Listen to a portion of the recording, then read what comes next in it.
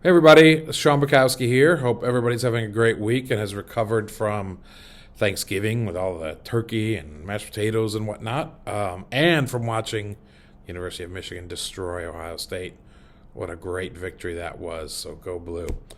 So a couple weeks ago, I talked about the importance of having a written vendor agreement because if something goes wrong, there's so many things that can happen in a vendor relationship. And if something goes wrong, you want something written down that explains the rights and responsibilities of all the people who are involved in the agreement. Going to talk about something that's pretty similar this week, but we're talking about partnership agreements. And I say partnership agreements because when we're setting up structures for people, we generally recommend a limited partnership for the SPE, the special purpose entity, to own the property. But the same theories apply to, an ownership or an operating agreement for an LLC or a company agreement or bylaws or whatever. And the theory is really we need these partnership agreements or operating agreements in writing because we need to be able to understand the rights and responsibilities of all the members, of all the partners. We all think and hope that, our partnerships are going to last forever. I hear some say, oh, it's just me and my brother, or it's me and my buddy, we'll be fine. But you won't be fine. That's not the way to go. It's rare for partnerships not to break up eventually. And sometimes they're created to break up when there's a liquidation. And when that happens, you want to be able to have all the rights and responsibilities of the partnership spelled out in writing, and have everybody going into this because knowing what all those rights and responsibilities are because they've seen and reviewed the partnership agreement prior to signing it. And that's really the best way you're going to avoid this getting ugly, litigation, whatever, is to have these things in writing.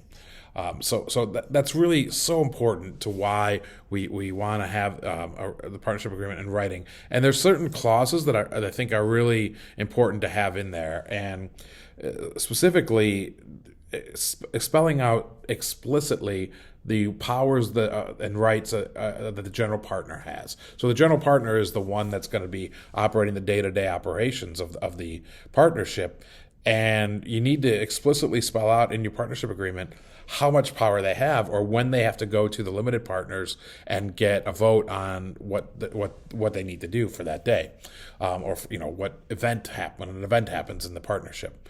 Similarly, the flip side of that coin is you really need to have the limitations of the limited partners spelled out in the partnership agreement.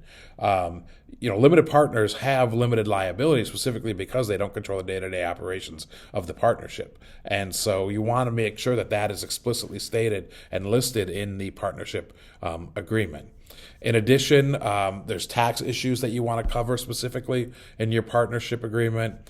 The contribution and ownership percentages should be listed in the partnership agreement explicitly. And finally, and probably most importantly to everybody, the distribution of proceeds. What happens when we have an income that needs to be distributed? What happens when we liquidate everything and need to distribute all of that? How is that to be distributed?